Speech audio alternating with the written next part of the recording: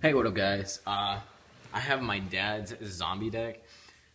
He's been playing this for quite some time, and I fell in love with this deck that he made, and I decided that I would show you guys because I know that a lot of you are kind of curious to see how zombies play after Beelze came out. So I'm giving you my dad's list. He's just taken this to locals a few times, and he's won every time he's taken this deck. Or tied for first, because we don't do like top 8, top 4, championship. We just do like Swiss. So he's either tied or won every time he's taking this to locals. It's just a really good deck, and I really enjoy it. So I'm gonna give you guys the profile. There's a lot of weird things that you wouldn't expect in zombies, and I'll talk why. Start off. Yeah, first weird thing. I know. I was really skeptical about 3 Plague Spreader at first, but basically, by playing the third, it gives you another synchro play without having to waste a Mizuki or without having to put a card to your top of your deck to summon this. So opening this in your hand, and you have a Foolish Burial in this. Alright, Foolish Burial, you're Malicious, and then just normal summon the Plague Spreader. So it gives you just another tuner play. Also, drawing this, he likes drawing it because, cards that allow you to discard for effect, things like that. Things that allow you to get things out of your hand. He likes to use a lot more of those, and it makes them more live playing the third. And like I said, he just likes the fact that he can draw it and not have to waste a banished Mizuki or put a card to the top of the deck. And then to start off, triple Mizuki. Pretty obvious. And then the last zombie is 1 Zombie Master. And there is no Pyramid Turtle, no Goblin Zombie, or Endless Decay. I hate that card. I'll tell you why. So I've seen a lot of builds. They play triple Pyramid Turtle, like Endless Decay. All they want to do is open Pyramid Turtle, set it, make Endless Decay. I don't know if people realize that like Effect Veiler, Fiendish Chain, 101, like cards like that are extremely popular. And if you Effect Veiler in Endless Decay, to my knowledge, Endless Decay's attack is permanently 0. So, it's just not even worth it. It really doesn't have an effect. It's basically a normal monster on the field is what it is. It has a lot of attack, sure. If you don't open the Pyramid Turtle at first, maybe 2 rounds later, and then all of a sudden Endless Decay comes down to like 2,000 attack. Like, that's not even good. So, like, there's no use of playing it. Only the 1 Zombie Master, because it's not as live and it's just clogs. So, basic plays, you can then discard, get a Mizuki out, you got an automatic rank 4. Pitch a card, and you can make revive King Hades with Zombie Master and Plague Spreader. So, it's kind of the reasoning. The 1 works well. I definitely wouldn't play it at 2 or 3. So, yeah, that works really nicely, but that's the zombie part of it. Now, the obvious staple in zombies, D-Hero Malicious. If you guys don't know what this card does, you banish 1 in your graveyard, special summon 1 from your deck. And it's level 6, this in Plague Spreader goes into any level 8 synchro. Works really well.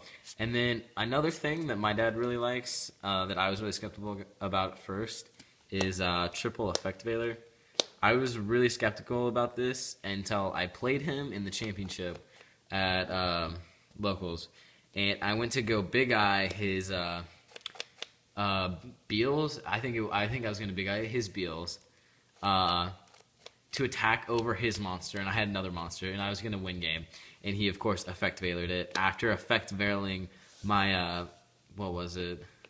I think it was 101 the previous turn. Like, you use these more than you would think, and also easy Black Rose access, basically whenever you need Black Rose.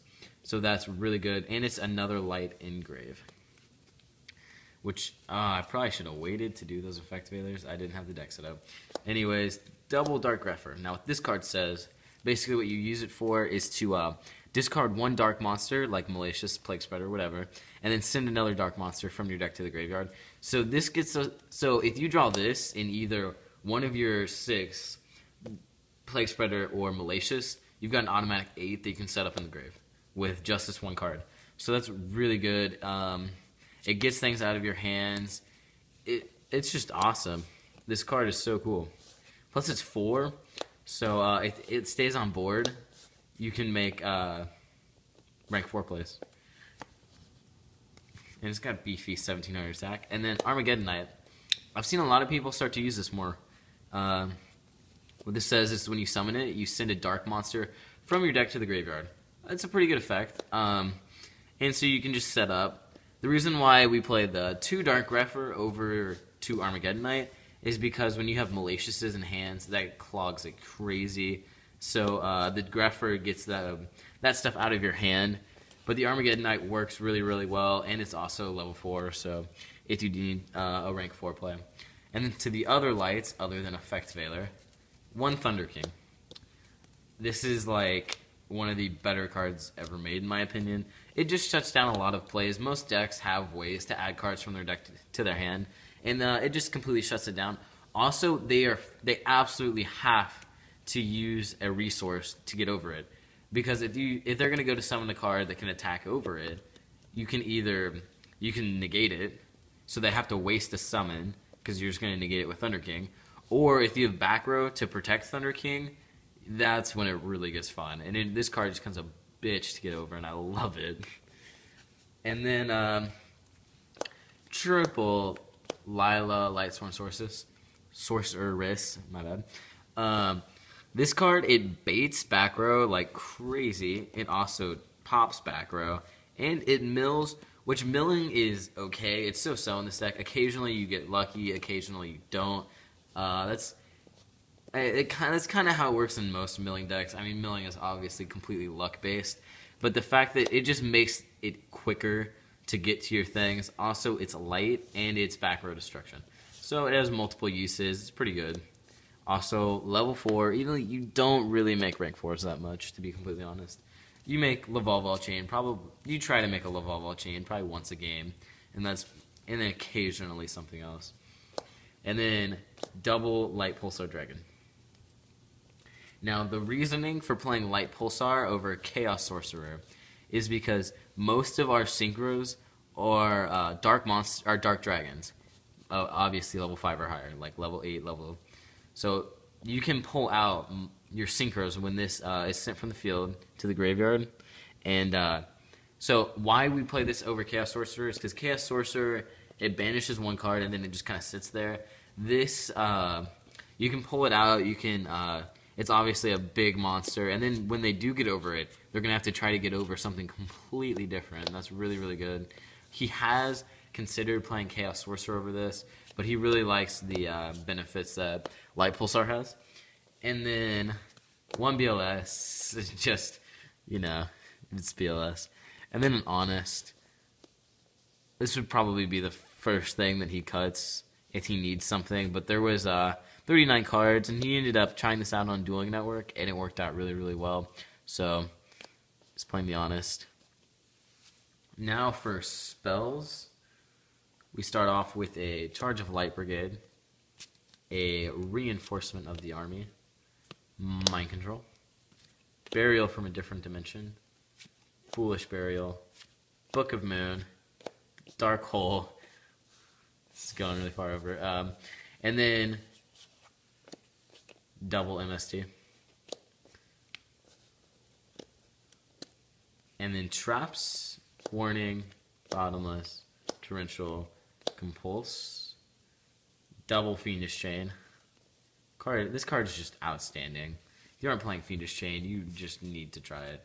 And then Wing Wind Blast for the last monster.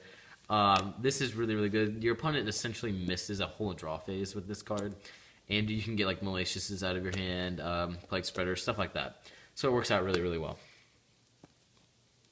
Now for the extra deck. For the 6s, we play Revive King, Hades. Probably the most popular play to go into this is like Zombie Master, pitch something, get a Plague Spreader, go into this. Also, normal summon Mizuki, and then special summon Plague Spreader. Then we have HTS Behemoth. And this is just basically to have another generic 6. And then for 7s, Black Rose Dragon.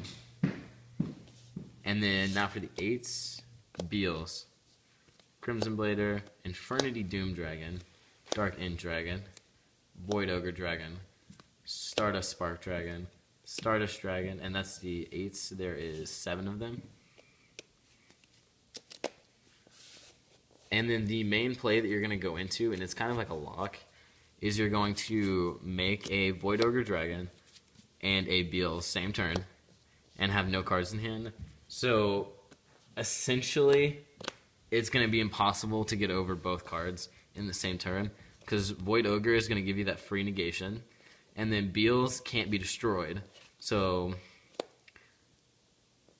there's just a lot of things that they would have to try to do. And it would just be very, very difficult to get over both these cards. And this is his main play, to get both these out, no cards in hand, same turn. And it's very, very hard to get over. And, I mean, most of this stuff should be explanatory in the synchros.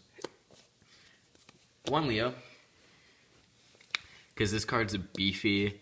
It gets over a lot of stuff with a 31k, and it's really hard for your opponent to get over it with effects. And then for the Exceeds, 1 Laval Chain. He has thought about bumping it up to 2, but he decided not to. 1 101. He might change this out for something else. I don't know. We'll see. There'll be updated versions of this for sure. And that's the 4s. You don't go into 4s as much as you think that you might. 1 Photon Strike Bouncer. There's a few, obviously, Malicious is level 6. And if you have like a Hades, and you need to make a Strike Bouncer, you make this once in a blue moon. You only make the Strike Bouncer when you really, really need it. So if you have the Hades on board, and you can obviously banish the Malicious, get the free summon, and then just Exceed with those 2, and then you have a Photon Strike Bouncer. Because this is a really, really good card. And for the last Exceed, we play 1 Divine Dragon Knight Felgrand. This is, 2 of your level 8 synchros. This card is just amazing. It gives you so many different plays that you can go into. And if you do play this deck, you'll make Felgrand more than you would think. It's so good. So that's the last of the extra deck. I really hope that you guys enjoyed this deck profile. I really like this deck, and I hope that you guys do too. Have any questions, feel free to ask. I'll try my best to explain everything. Until next time, thanks guys.